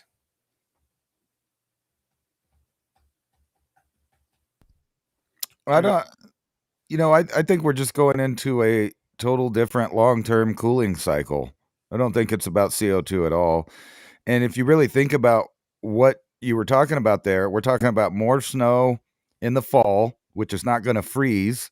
I mean, it's not going to melt until spring, where you're not getting that much. But overall, it looks like you would be getting more water for the growing season packed in the ground, which obviously would be a whole nother cycle of growing and different stuff, because you've seen how areas can dry out and then rain for a few years and be like a totally different zone. Like it could almost be tropic if you're down in the south there, if you just keep getting rain and rain and rain, versus years that they will be really dry and have a lot of bugs and fires and stuff like that. It's like I think we're going into a very long-term cooling. Actually, I know that because, the glacial period is ended, and I know we're not going to live for 80,000 years. However, us and our children are going to slowly start seeing things change. And I think that's why they hammered this idea of the term climate change and disavowed themselves from global warming, seeing how the sea level has not risen and there's more snow coming. The ski resorts are loving it. They're saying that there's drought in areas that have, a lot of water. So they're trying to keep this narrative of humans destroying everything when it's quite obvious that the cycle has nothing to do with us. We're just here to live through it. Yeah, and this is the explanation I was trying to show. Like they're saying whatever warming is the causation, now that those warm, somehow the earth breathes and goes and just pushes everything north magically, and then it knocks everything off base up there. So they're actually, those two vortices are in the wrong place, actually, where they are. It's over Kamchatka Peninsula. So the magnetic field is reestablishing itself over Russia. And by the way, the Kamchatka Peninsula, where the new vortice is forming, just broke a 147-year snowfall record there. Now there was a lot of AI videos about that, so just be careful and discerning when you're looking at your information, because they were having all kind of thing with like 120-foot snow drifts, and that just didn't make sense at all. So Yeah, and it makes me wonder if the U.S. knows that, areas like Greenland, um, and maybe the coast of Canada there, Newfoundland and Vinland, are going to get warmer, because we know they were in the past because they were making wine. So it was already warmer in the past than it is now in those areas. Um, but obviously at those same times, it was colder in other areas. yeah, and I had a conversation with Grok last night, showing it, just trying to put charts in and be like, some of these things aren't really adding up in terms of like the charts that are showing long-term variability, like you're talking about. They didn't add up to be, it's showing. And then Grok kept coming back, go, well, that's a regional thing. That's a regional thing. I'm like, well, how many, regional things can there be before it actually starts to be, I don't know, a global phenomenon? And that was the whole thing I was arguing with Grok about last night. I'm trying to pull up some of our charts here to see and show you what the conversation was. And I had all these images that I went up to this website called What's Up With That, and also not a lot of people know that. And they had a lot of long-term variability on that. And let me see if I can find that chat for you here, because that's the whole thing about it is if we have data from thousands of years and it keeps showing that things are moving up and down naturally, and different parts of the world are showing, different types of temperature anomalies here. So let me run you through Grok. I'm going to try to see if this will interest you for a second. Let me get back on here and share it. I know that for those of you coming in the late night, you're going to dig this one. So please just stay right here with me. I'm hoping this opens wide. Come on now. Open up. Okay, so this is one of the most famous ones here, the GISP2 ice core data set. This was the gold standard for global temperature reconstruction until what did it show? That the Minoan warming period, the Roman warming period, the medieval warming period, 8.2 K warming were all, dare I say, temperatures higher than today. Right. Yeah. Okay. So, and then I was asking Grok, I'm like, whoa, this used to be the one they did cite this in the IPCC quite a bit. And then after it disproved something, they're like, oh no. And here, what Grok say to me? Oh, it's local, not global. Okay. That ends in the 19th century, before modern warming, 1950. Okay. And then I was like, all right, man, now you're starting to irk me here. And I had all these charts anyway. So I just started throwing these charts at Grok saying, dude, explain this one. Central English temperature, 1650 to 2010. So this whole 1950 thing doesn't add up anymore. So there's a very gradual rise, and it depends if they were using rural temperature stations or heat island temperature stations smack dab in the middle of London or whatever. So, it doesn't show where these temperature stations were, but this is just generally on an average over England. And again, I was like, hey, you tell me it's not, something's causing it to go up way back hundreds and hundreds of years ago. And, every time I would put one of these things, it's anomalies, not averages. And then there was like Grok would come into this thing and do it as well. So then I'm like, all right, here, come on, man. I got you one goes back to the year 1400, like this is sea surface temperatures near Fiji. And what do you see? They were warmer and then they dipped and then they got warm again.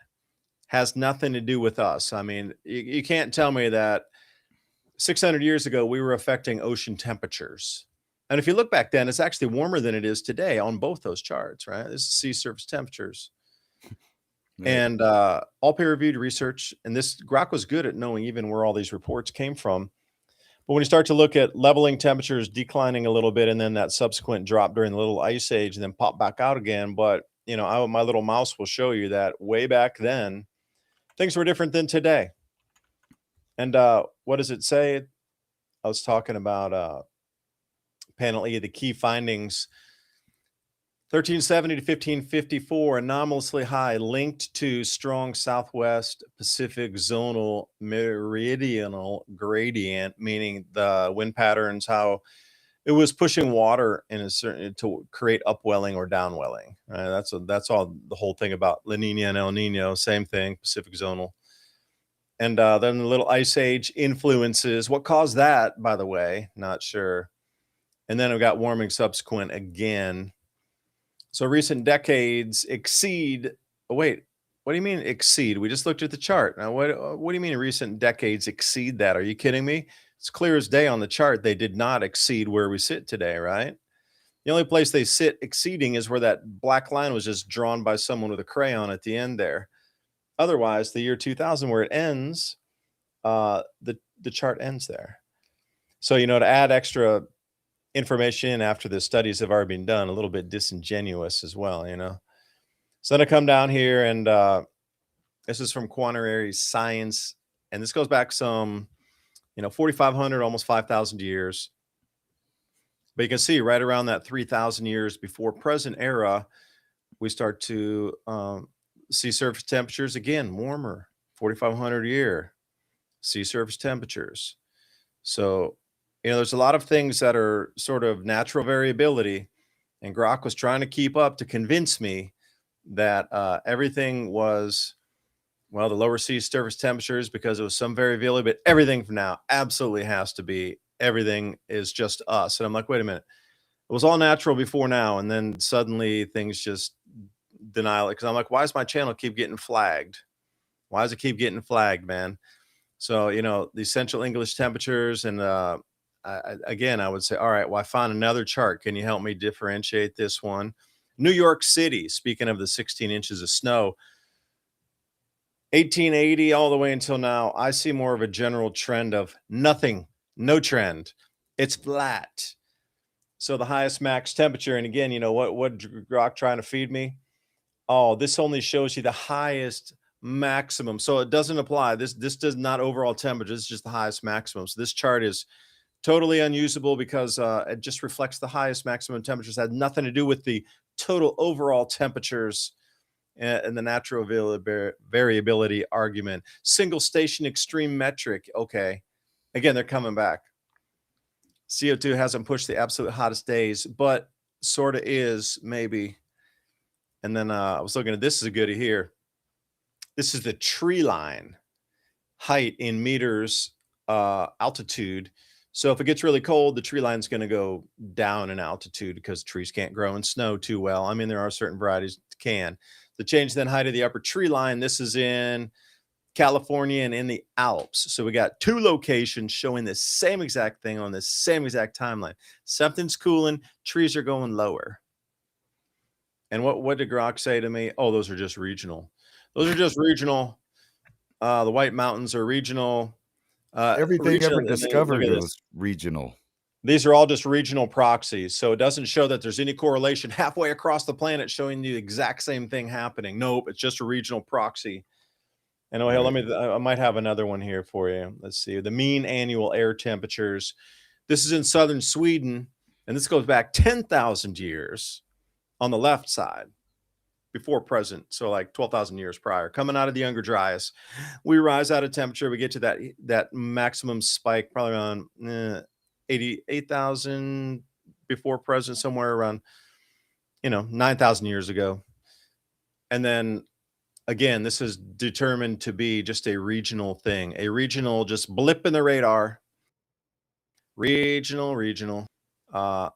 See, here we go. I'll read it for you. It just captures the regional boreal variability or regionally trees on how they grow in the Holocene, mid-Holocene era.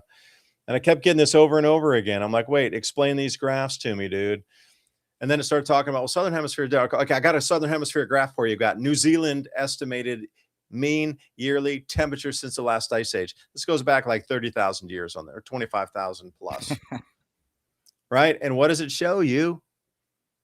It shows you before present at 10,000, 8,000 warmer, drops off, significant cooling around 4,000 years prior, and then boom, we're back up again. What do I see there on that present average annual ... dotted line? And it kept coming back to the same thing. Well, it was just a one little thing here in the breakdown of the graph. What do we get? What does it tell me again? Regional Southern Hemisphere mid-latitude. Just regional, man. Well, Has nothing to do.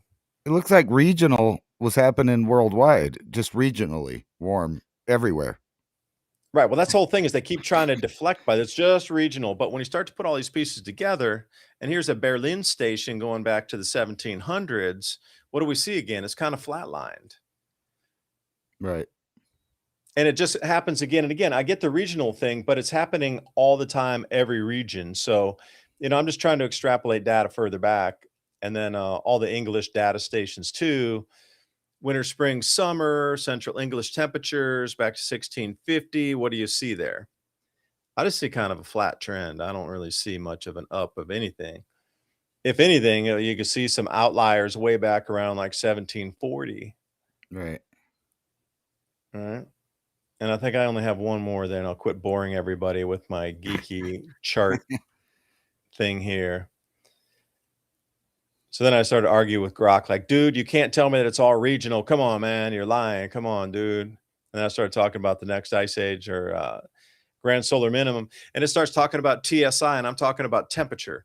right? So this is the whole thing is like, why are you showing me TSI when most of the models were showing anyway like 3 watts per meter squared decline with Shapiro variability on that on the amount of watts per meter squared. This matches up with John Casey's research why I always use 3 watts per meter squared drop, because in previous grand solar minima it was always about 3 watts per meter squared drop. But then it's trying to feed me out with 0.2, 0.4, 0.3. I'm like, and then I ask it, I said, whoa, the way, not even close. It's 3. It's 3. And then it starts to kick back to me. And, I was asking about interglacials and things, but I just don't get it with, Grok's supposed to be so free and everything. Like, Yeah, why is it doing that? I got a whole different AI going on in my head than what's going on there. Let's go woo woo with my own mental AI here. Let's do it. Are you an AI? See, Ransom's an AI. So check this out. More evidence that they are basically turning the equatorial lands into the food growing zones. As European Union and a big block of South American nations signed a landmark free trade agreement that's to go the BRICS route and go around the U.S. But really think about what's going on. They're reducing the population by choice and by mandate at the same time. And what I mean by choice is they're just creating this whole new world. So if you're going to remain in the northern latitudes, you're going to have to get aerobic. And this will make your brain younger. But that's not why I'm bringing it up for health reasons. It's because all over the northern hemisphere, they're rewilding areas so that you can't be there. Um, Here's this big fight in Colorado about putting the wolves back in there. They already put some wolves back there. Trump is trying to stop what's going on right now, but overall around the world in the northern latitudes, these rewilding programs are going ahead forward, all the way to the point where they're suggesting they're going to bring back Pleistocene animals. Now, I don't know why you would do that, but if you look at this beast right here, Looks kind of that's not mean. that's going to help you get your aerobics up when you're running from that thing. So you will have a younger brain while you're running from these big wolves, and possibly even dire wolves and woolly mammoth and things like that. But it's going to keep going. These prophets of economic doom are worried about another collapse, and they get into all kinds of reasons about, the dollar bubble, the AI bubble, the housing bubble, the on and on and on. Lots of bubbles that haven't burst yet. And then here's the big whammy for the woo-woo, right? Shit. Insider warns Bank of England to prepare for imminent alien disclosure by, you know, closing their bank up. I don't know. There's Wait, leave just that for a one of those second. wild things out there. That is the Illuminati. Well, isn't that the last card in the Illuminati card deck? The fake alien invasion. I think that's the very last card to be played in the entire deck of the game. I Right. really think it is the very last card in the entire deck that can be played. Yeah. So what is it? Confirmed super technology advanced aliens have been visiting the planet for Earth. This is what they're supposedly gonna, tell us. And then supposedly, bam, the markets are gonna nosedive into oblivion, bank fails, bitcoins becomes the new gold rush. So, that's just a rumor. But don't worry about it, because by that time, they'll already have you ready to let the authorities right in your house without warrants. We'll just set up scenarios where it becomes precedent, put the, Constitution aside for the new world order of things. Doesn't matter which side of the order you're on. Privacy and freedom of speech, things that seems like are being attacked everywhere. So you won't be able to tell people that you're running from the wolves and it's not safe in your neighborhood anymore. And then, yeah, speaking of silver, Yeah, look at that. That's a startling fact here. 25 ounces of silver to get a side of beef or get a beef, and now it's only 6 ounces. You must be, yeah, half cow, half beef, right? yeah, Well, that's live weight cost too. You're gonna have to go pay. You're gonna have to pay to get it processed at the butcher too, unless you do it yourself. I don't know, man. I tried to do a cow that first year that we, and it was just nah. I did lamb. I can do rabbit. I can do. I saw somebody talking about rabbit. Any kind of small animals, lambs up to about lamb size, good. anything bigger than that, you definitely want to get a processor to do it for sure. Just learn from my mistake. You do not want to be cutting that thing yourself. I didn't have the bandsaw. We lost a lot of good T-bones and stuff, and turned into yikes. Minced meat, yummy. No, I'm just No, I joking. mean, yeah, it was good. The Mennonite Amish guys had raised it up. It was clean hamburger, clean beef. Everything was clean, but I don't know if you want to eat that much ground beef. That's all we pretty much eat. That's a staple of the diet: organic ground beef, made in Mhm. 101 ways. No, just kidding. We Oh, wait a we've second. talked. Can you go back? Can you go back to that alien invasion thing? Like Yeah, the collapse of the markets in terms of that. What would hold value? Let's walk through the scenario for a second. Aliens come, or it's our own electric gravitics craft just pop out and they pretend it's an alien invasion. Like, what would hold value in the markets during this time if such a thing were to occur? Do the you think? metals. The metals, because even the aliens would accept it as revenue or barter or anything. Anybody in the universe is going to find silver, gold, and the other heavy elements that come out of the middle of stars valuable because of how little amount it seems to be out there. I'll say something about nickels too.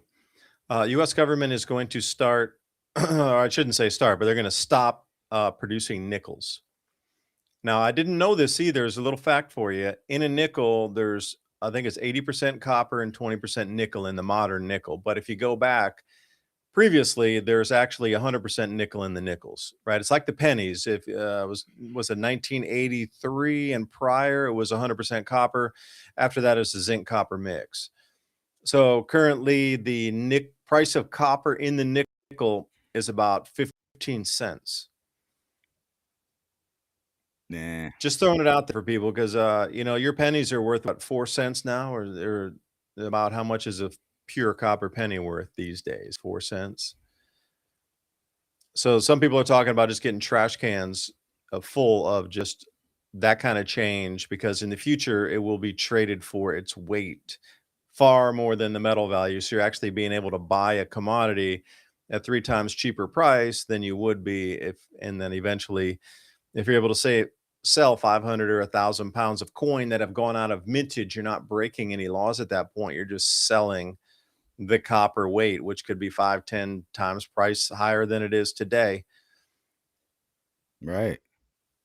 You got to beware now with this kind of stuff going on. Look at that big 100 troy ounces of silver, but it's not really.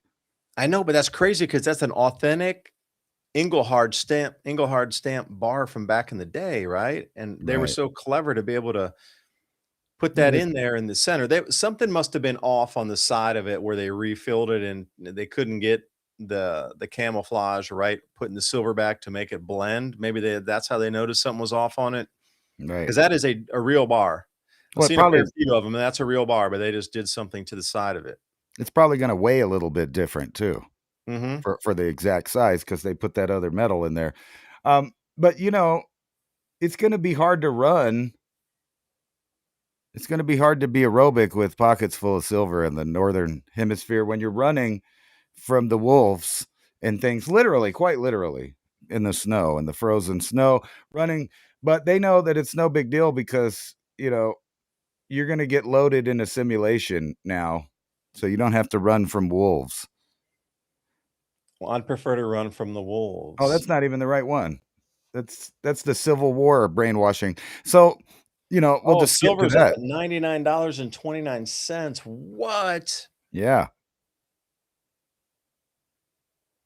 And you know, if we did have a giant disaster that put swaths of the nation off the grid for quite a while, that might be a trigger for civil war, especially if you have already organized troops deployed throughout the nation, kind of ready for something else, because you can always take groups of agents and reassign them to other tasks. So they don't always have to do what they were intended for. But think about this idea that they're pushing because of, you know, Oh, wait, my bad. Go back to your screen. I didn't mean to jump on you like that. No, that's all right. I was just thinking that, because they're stretching the rules to be able to enter homes without warrants, asking for people with their papers without, a clear, articulable suspicion of a law being broke. So they're going to start bending the Constitution, and you may be for immigration, and that's great. But when they start setting precedent of doing actions that are outside of the Constitution, well, they just keep doing that. So later, maybe if they're coming to your house looking for your gold or your silver, they might not need a warrant to come in your home if they're coming in there looking for something else. Just to put that out there. And then when, let me see, I messed this up here. But yeah, so you need to get aerobic though, so you can run from all these animals that are going to be living in these off-grid areas, which are going to increase. So what you think is off-grid now possibly is going to stretch in size. In other words, rural areas, mountainous areas, maybe they won't, keep up the electricity there, and it'll be hard to live there, very expensive to get your goods there. And it doesn't matter anyway, because everybody's, dropping out early, and they're finally kind of admitting that maybe we have a problem, a systemic problem of health in the country. But that's okay, because they're selling all your data, so they'll know who not to give coverage to. And matter of fact, they're making it policy at almost all stores to take your ID for almost everything now. You want a pair of glasses, you want cigarettes, you want alcohol, whatever it is that requires an ID, they're going to stretch that until, it doesn't matter about the age. They just want that scan. It's like crack to them. They got to scan it, put all your information in the system, because basically they're shutting down things as far as the middle class goes. And I lost it Oh, here. wait a second. Why do you need to provide your ID to get a pair of glasses? For your health insurance, of course. Well, what if you're just That's why paying they're out of doing. pocket? Could I just walk in and say, "Hey, I need Well, I'm sure glasses"? you could talk an optometrist in there, but if they're any kind of, bigger business that is following rules of anything, they're gonna want your ID, because that's their policy. So you can say no and not get a pair of glasses. You still got that freedom to say no. But what happens when all of the businesses only will take a digital ID of your biometrics to prove who you are, to keep track of every single purchase you make everywhere? Because that's what we're I will doing. say no and bye-bye. I know, but that Well, I was more on the what my thing, point is it limits the amount of people to go places to do business and commerce. You can't go here because of this. You can't go there because of that. And true, you are opting out. This is your own free will and choice to get out. But what are you going to do when you're required to have some kind of peripheral that's embedded with you at all times to prove who you are, where you've been, where you're going, which class of citizen you are, what your health records are? It's like Gattaca. We don't let people in here that didn't get their medication. And we saw a beta test of that just a few years ago. Unfortunately, we did. The beta test too is like silver's out of the price for most people right now. To get 10 ounces, you're spending more than if you're spending like $1,200. Because even looking at some here, because the price of silver, if you look at the very top there, silver ask price is $99.29. Then there's going to be like a $6, $7, even more, $12, whatever, premium on spot on that. Gold ask right now is nearly 5,000. So probably at the end of the week here, we're going to go 5,000 gold, 100 silver, and then that's a 50 to 1. When it comes down to 30 to 1, 20 to 1, 10 to 1, then what? Because if it was a 10 to 1, silver should be 500 and gold 5,000. So somewhere in the middle, like go back through history, what was used as another metal past silver for the average common person? Copper. Right. So I'm looking at this going, I bought a bunch of these way back, like when COVID first started, and they were like $1.20. and there was no overage on spot. There wasn't any like premium on copper or anything. $4.99, but then you need to really spend $6.24 to get one. So it's $1.50 or $1.25 over spot. And if you look at that, it's like, damn, that's like an incredible percentage over spot. It's not like 10%, which should be 49 cents. It's like 30%. It's $1.50, right? So I'm looking at this going, all right, this could be the next metal to be used in terms of tradables. Now, I don't know if you agree or disagree with me on that. Do you think that it will be used? And then on the back inverse of it, it looks like that with the eagle and 1 AVDP ounce and it's copper. Now you can get bars of copper as well. So copper, where are we at here? They got these poured bars as well. Well, they're $26, as low as $19.99. Yeah, if you buy 50 of them and you use a check. If you don't do that, these are kind of cool poured bars. I mean, do you think this could be a secondary form of currency? So we have the what you consider regular gold, silver. You got the industrial copper where they're buying it by the ton, or you're getting a 100-ounce bar, 1,000-ounce bar of copper that they're using off of actually in industry like TSMC, or somebody will be buying that to be able to use it to manufacture an electronic product. But do you think people themselves would be using some copper here? Do you think they would use rounds like this to be able to trade amongst themselves as a secondary source of a less valuable secondary metal to silver? Gold's to store your wealth. You're not going to be trading that at a market somewhere. Silver's getting a little bit expensive at $100. History, you're deep into history. Would we use copper again to trade, do you think? Yeah, I don't see why not, but it would be more limited to those people that have a reason to have copper instead of just anybody for silver and gold. Because we use pennies, right? And we use nickels. Yeah. Those are really the metals that we used to use, all the way down to the smallest. Copper was the smallest denomination. Before, in our coinage, the quarters, dimes had silver in them, 64 and below, 60, right, pre-64. And if you've been collecting those, you tripled your money in the last month or couple months.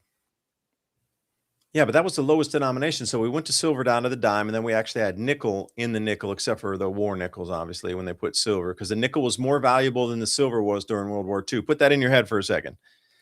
We needed the nickel so badly for manufacturing for the war effort in World War II, we substituted nickel and put silver in it from 1943 to 1945. So if you find those nickels, they're actually silver nickels. So in terms of metal value, you got the silver, you got the nickel, and then you got the copper. So where does it take us from here? And would somebody buy your nickels back after they go out of mintage? Because we're done minting the pennies. So currently it's not a felony anymore to melt down your nickels, or your pennies, cut them in half or anything like that. It used to be because you were destroying minted currency from the treasury. Right. But now, since they're discontinued the penny, those federal laws don't follow any longer. They made 10 dimes in 1941. Yeah, when I was a kid and collected some coins, I do remember those. World War II mintage of coins was a little bit special. Yeah, didn't they have like zinc pennies also? They had zinc pennies at the time. Yes, right around after 40 something. Mm-hmm. So if you would allow me just one last screen here, let's take a look at the silver. Curious what we're on for silver right now. Come on. Where's the silver? Silver war nickels? No, we want eagles. High demand is causing processing and shipping problems. You might want to contact customer support. Yeah, let me tell you something about the red quarter here. You see the red one, the red quarter? Yeah. Why is it red? Do you know? No, I do not. I've seen those though. Yeah, well, this is called the house quarter, the house money. Like back in the day when you actually had to put quarters into the record machine, the owner of the owner, the generally like the soda bar or the bowling alley or whatever it was, the soda fountain counter or whatever, they didn't own the machine. It was just like today. They had a vendor come in, they rented it. The guy made sure that there was records always that would come out, the 45 LPs, whatever. But the owners of the stores always wanted music continuously playing. So they painted those red, and anytime that the person would come by to collect all the money out of the jukebox machine, they would leave the red ones behind and give them back to the store owner because that was the house quarters. And you'll see a lot of red ones. So that became the industry standard for the jukebox industry to keep the music continuously playing. The red ones were from the owner to just have the music play. Anything else was from the customers, and they were able to keep that. That's why they're red. And you see a lot of red quarters around from that era of the 1950s and, I wouldn't say 60s so much, but, easily the 1950s. Just a little factoid, little fact for you there. And what do we got here? Come on now, American Eagles. We'll go with uncirculated, I guess. 2026. See, they say 112 for an Eagle. I'll go with a random year. Coal means they're damaged a little bit. They got some scratches on them and stuff. It's like this one here. That's a coal, but still good enough. It's still silver. Even at that crappy quality, it's still $114 for a single Eagle. 108 now. I'm telling you, it'll be like 200 here in a month or so. Yeah, it is going to be, and isn't that going to be rare and strange? Even the Phillies, or they call them Phillies, is Philharmonics, one of my favorites. Love these coins, man. I really love them. I don't know, something about it. They're just so incredibly beautiful, and the back, they're worth 150 euro as well. So it's actual sovereign mintage, but they're at 110, and then if you want to get 115. So think about that. You can't even touch an ounce of silver under $115. So that's really priced most people out of the market. Yeah, you might be able to want to get 1 ounce round or something, but normally you're kind of done. You're priced out. I know not for everybody, obviously, but red quarters were for the bars that kept the coin local. Yeah, so the bar owner, the barkeep, the soda shop keeper, whatever. Yeah, the red ones stayed at the house because they always needed that music going and going and going for free. So they didn't mind that they were playing the record for free as long as the music kept going to draw people in, to put more money in to hear their favorite song. Yeah, somebody said something. I don't know that it's going to be 200. I just keep reading that. I keep reading that over and over again for probably the last month and a half, that it's going to about double. And usually when I read that many people saying it, it happens. I've seen different as high as 700 really pushing off. If they were going to do the amount of money that's out there currently with what the price would be, and silver's trading over 110 in Shanghai, which Shanghai seems to be setting the price for the world.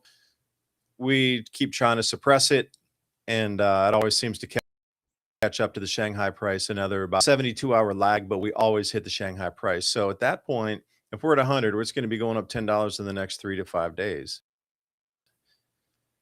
If we're following Shanghai, and so far it's been a really close track. Like Shanghai is jumping ahead of us.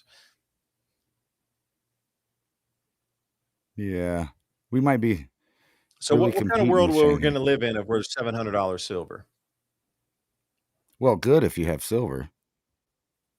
Yeah, but for the rest of people, what do you? Yeah, Alaska Prepper thinks 300, obviously. So what kind of world will that be, where we've hyperinflated away, where silver is 700? Like, what's your daily cost of life going to be? What's your food going to cost you? Well, it's going to keep going up. I mean, that's obvious. I haven't seen it go down, even though they've talked about it going down. It did, but then, other things went up. So on average, it's still just going up for this foreseeable future. It doesn't even seem to matter who gets in office or what they do. Any kind of trade deal would take, half a decade to actually see what's going on. And then side by side with inflation, I don't really think you're going to notice it go down until you start growing it. Yeah, that's a great idea to get some seeds from trueleafmarket.com. That link's in the description box below. Spring planting's coming up. They have a massive variety of seeds. And interestingly, a lot of them are sold out already. Like people are really getting that message that you need to have seeds to grow your own food.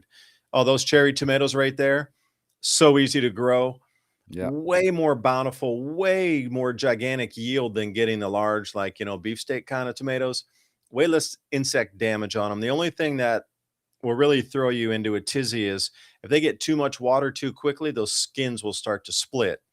Yeah. I know what happens with your other ones, with your beefsteaks and thing, but it happens faster and more with the smaller cherry tomatoes because they uptake so fast. So you're going to see them split, like days and days and days faster than your regular larger types of tomatoes, I Cherokee probably got purples or whatever. 50, 60 pounds of those this year. Easily, man. Aren't they the easiest thing to grow? And they just vine off everywhere, and everywhere you walk by, you're Right. pulling. You can't. I use my shirt, and I got to lift up my shirt and like drop them in and use it as a like a kangaroo pouch to harvest all those off. Man, Well, they I every had time. what's really cool about them is I had a small enough patch that I could cover it with a tarp when the first freezes came in, and then by Mhm. the next day it was 70 degrees. So I stretched that all the way into December. My tomato plants, just like really micromanaging the temperature on them. Yeah, and they'll keep producing for you. Then I found Roma tomatoes, those small, smaller Romas also. Just a step up from that, but not nearly as large as the commercial, red hamburger sandwich tomatoes. Just massive output. Hey, is that Diamond from the Is that Oppenheimer Ranch Oppenheimer. project? Diamond, what are you doing, my friend? Haven't seen you in years, man. Yeah, you were showing some of his comments a minute ago. I was Yeah. gonna say, if you just don't want to grow the garden, you can always go the buy it in a bucket route, so you don't have to worry about it. If you're stressing about growing stuff, I found though that growing, at least this year, I didn't even really try that hard, and I filled up a second refrigerator with squash, chilies, tomatoes, all that good stuff. Very easy for me. Yeah, I was watching somebody's program today.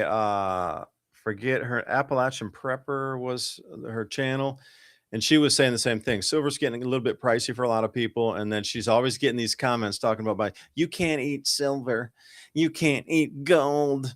And she's like, all right, well, why don't you go get some storable foods, like some storable tins of beef and stuff, and actually use food as your currency. You can eat silver. You just have to trade Colloidal it. silver. We need some. Here, for example, hold on, and I got one right here. This Keystone here. This is good until the end of the year, December of 11/3/2026. So we still got another. This kind of stuff has gone up. It's almost doubled just in the last year since I got this beef one here, and that is pretty much just salt and beef. There's really nothing in this one. Same with the chicken and the turkey ones. It's just very simple ingredients. Beefy. Beef, salt, beef and sea salt. That's all that's in here. Literally beef and sea salt. But she was saying, like, get this as your currency. If these are $10, they're actually a little more now.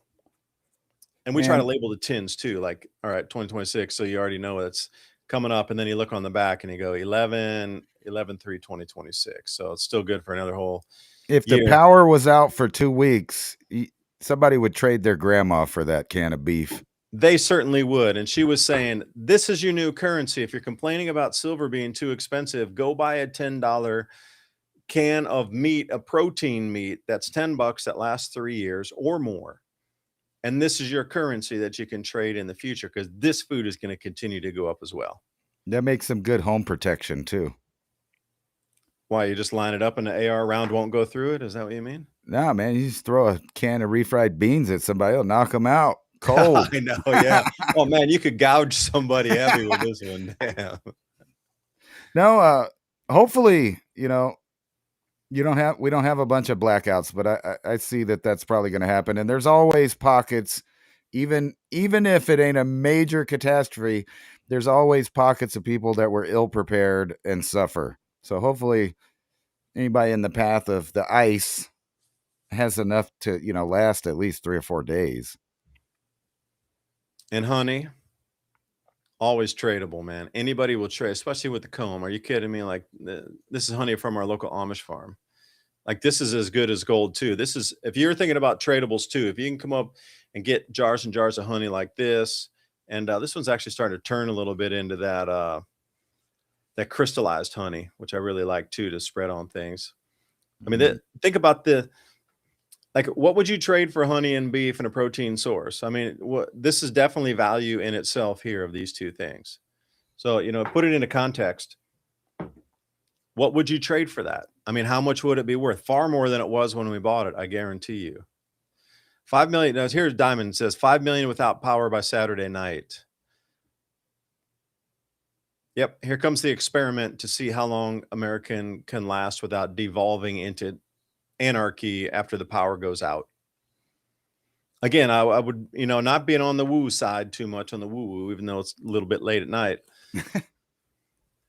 What if this is an experiment that was allowed? There's no culpability. It was a natural event. It was just an ice storm, the biggest one in 70 years, not our fault. But would you not glean an enormous amount of information off of the Dokkan, of course? Would you not try to get a huge amount of information of how people would react during this time? It's just we're coming into a food lean period anyway. What? Right. Just let it run and see what kind of info you can get out of it. You Can you know, make that larger again? My eyes are bad with I wouldn't even doubt that there's some nerd in a think tank somewhere that, just studies the little grid failures and goes, oh, well, that's what they would do during an EMP between this area right here and this area right here. Just look what happens. Okay, Anyway. so Dokkan 3, isn't this, you told me before, this is the one where people order pizzas, right? That's right. There's an increased amount of pizzas being delivered to the Pentagon as we speak, raising the level to Dokkan 3. Increased in force readiness. In the headlines, though, besides this, we're all ready to rush in a couple places, evidently. Trump says massive U.S. military fleet is moving towards Iran as he issues ominous warning and says we're watching very closely. But at the same time, just like as we predicted a couple weeks ago, the U.S. is actively seeking regime change in Cuba. And we saw that coming. We see it coming everywhere, right? I messed it up. So we saw this ice storm January 22nd, 23rd of year 2000. So what happened at that time? I don't know. And was it as widespread as it is this event that's coming here that's going to be, well, I know they maybe exaggerate, 2,000 miles long. But National Guard activated in 13 states. You had 8 states. I'd seen 13 states that they're already activating Guard for this thing. Please remember, if you got your four-wheeler out there, deflate the tires a little bit.